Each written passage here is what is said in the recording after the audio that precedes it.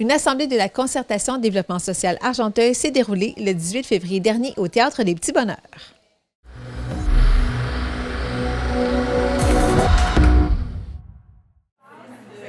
La coordonnatrice de la Concertation Développement social Argenteuil a donné plus de détails sur cette rencontre qui a rassemblé plus de 70 personnes. Le 18 février dernier, c'était la première assemblée de communauté qu'organisait la Concertation Développement social Argenteuil.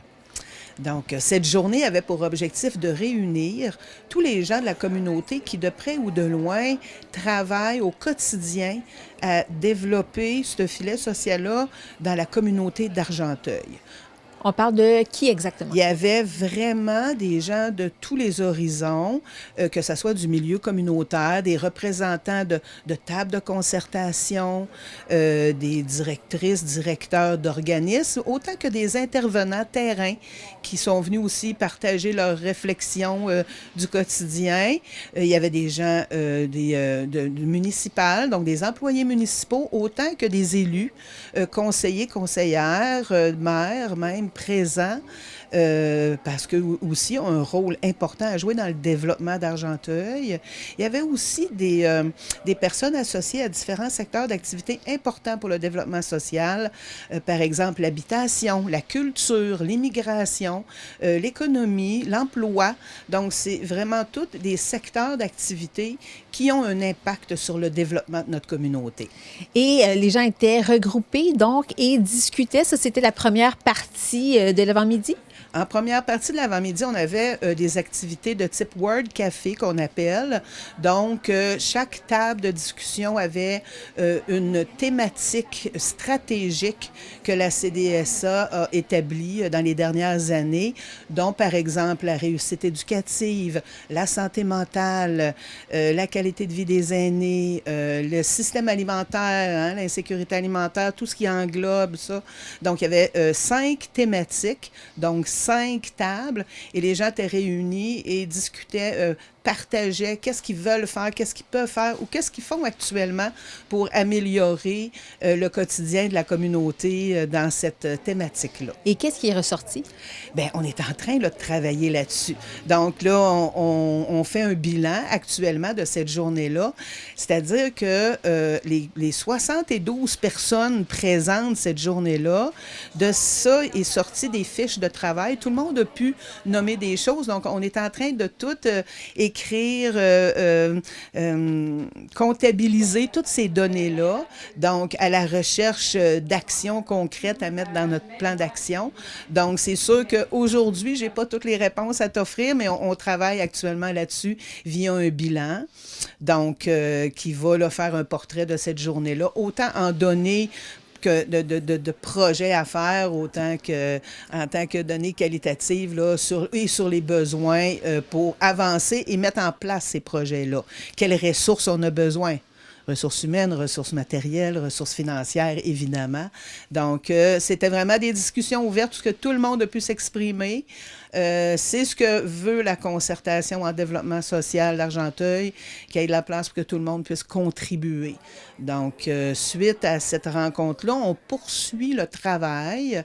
Donc, actuellement, on est en bilan, on est en préparation du plan de communauté. Donc, pour ce faire, on poursuit ce travail-là en collaboration. Donc, on met sur pied des espaces collaboratifs, comme il va se passer ici cet après-midi à la Maison populaire.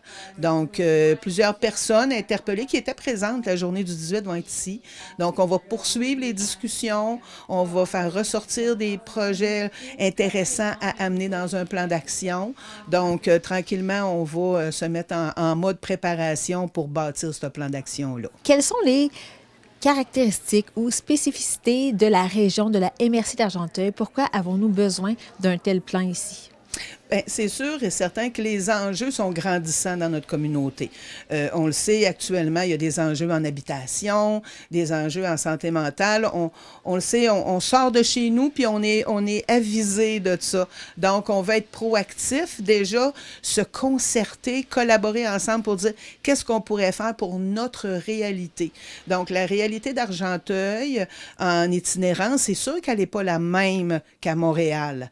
mais elle est quand même là. Donc, il y a des personnes qui travaillent là-dessus. Comment on peut les aider, comment on peut les soutenir pour que on améliore la condition de gens qui sont à risque ou très près d'arriver vers l'itinérance. Donc, pour ça, ben, c'est pour ça qu'on collabore directement avec les organisations, les intervenants qui travaillent ici. Donc, il faut spécifier vraiment que Argenteuil, c'est pas comme Saint-Jérôme non plus. Donc, c'est là où ce qu'on veut faire sûr qu'on répond à nos besoins ici. Lorsqu'on parle de développement social pour monsieur, madame, tout le monde, des fois, c'est vague, c'est vaste. Donc, est-ce que vous pourriez nous donner donc, des exemples? Vous avez parlé d'immigration, de logement. Est-ce qu'on peut parler de la scolarité aussi? De la réussite éducative, entre autres, exactement. Il y a des grands dossiers, vous savez, qui existent dans Argenteuil depuis longtemps, comme un pôle post-secondaire d'éducation. Mais à la CDSA, cet enjeu, cette proposition-là, cette réflexion-là est encore présente. On n'a pas eu l'occasion peut-être encore de réaliser ça, mais les gens en général encore trouvent ça important. Peut-être qu'un jour, on pourra le réaliser. Donc, on a décidé de le garder dans même nos orientations stratégiques, puis de dire, ben OK, aujourd'hui, en 2025, est-ce qu'il y aurait des opportunités de développer un pôle d'études? Donc, ça aurait un changement, un impact significatif dans la région pour la réussite éducative. Donc, on le garde là, il est là, puis on va peut-être bâtir des opportunités autour de ça. Donc, c'est d'être à l'affût des opportunités qu'on pourrait avoir pour améliorer l'accessibilité à toutes sortes de services aussi pour la communauté. C'est très large, oui, le développement social, c'est un peu, ça inclut beaucoup de choses, mais on s'entend que les effets, si on se met ensemble pour améliorer certaines situations, c'est toute la communauté qui va améliorer sa qualité de vie. Ultimement, c'est ça qu'on recherche. Oui, et moi, je vais penser spontanément aussi à la faim, les gens qui ont faim, qui ont des besoins. On pense tout de suite au centre d'entraide d'Argenteuil, au café partage d'Argenteuil. Puis on peut voir aussi encore plus large en disant qu'il y a tout un système alimentaire.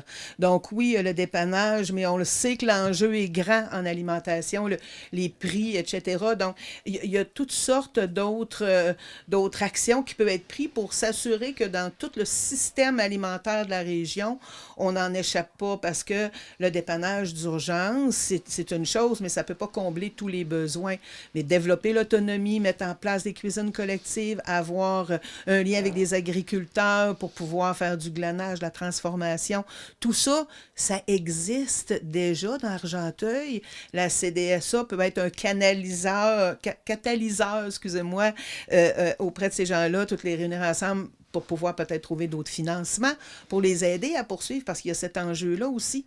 Déjà, on a des beaux projets qui existent dans la communauté, mais il faut s'assurer qu'ils se poursuivent, ces projets-là. Ça serait plate un peu de recommencer à zéro. Donc, c'est ça aussi, chercher des opportunités, mais maintenir aussi qu'est-ce qu'on a, parce qu'on ne part pas de zéro non plus, là. Et si on parle plus précisément de la, dans le fond, CDSA, on peut penser que ça existe depuis quand exactement? La CDSA, depuis 2008 déjà, ça a toujours été un petit peu dans l'ombre, mais c'est une concertation qui réunit quelques personnes, mais ces personnes-là représentent plusieurs personnes.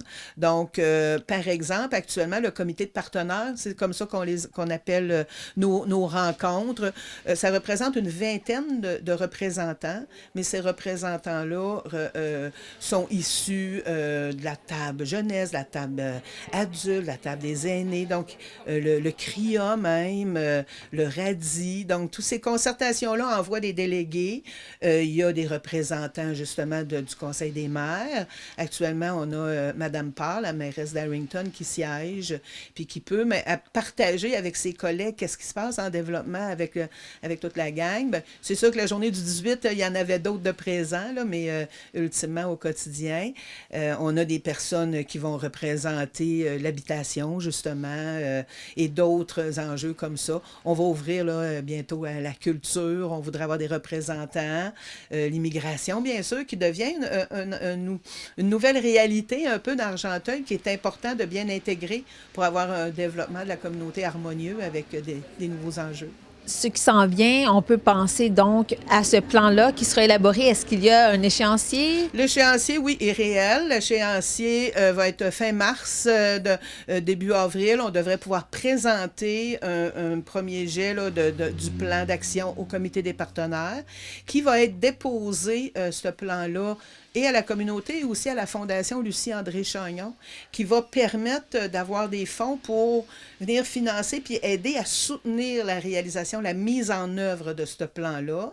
Il y a différents fonds aussi qui sont attribués dans Argenteuil via un plan de lutte à la pauvreté ou d'autres types de fonds qui pourraient arriver de certains ministères qui pourront être filtrés à travers toutes ces actions qu'on va avoir dans ce plan-là.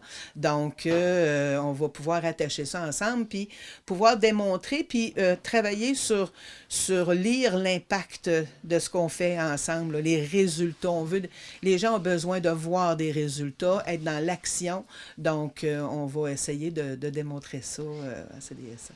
Et pour suivre ce que vous faites, est-ce qu'on peut aller sur une page Facebook ou Internet? Ben non. C'est aussi un plan de communication qu'on développe en parallèle. Donc, il y aura des communications qui vont être mises en œuvre, mais là, on est à l'étape de réflexion. Qu'est-ce que les partenaires veulent? Donc, la CDSA, c'est vraiment un regroupement de partenaires, ce n'est pas un organisme. Donc, les partenaires qui participent, c'est eux qui décident. Donc, on a des étapes à respecter, puis la communication, c'en est un. On vise d'avoir un site Internet accessible à tous, où ce que pourrait, monsieur, madame, tout le monde pourrait avoir des infos et c'est quoi le développement social, mais aussi qu'est-ce qui se passe concrètement sur le territoire.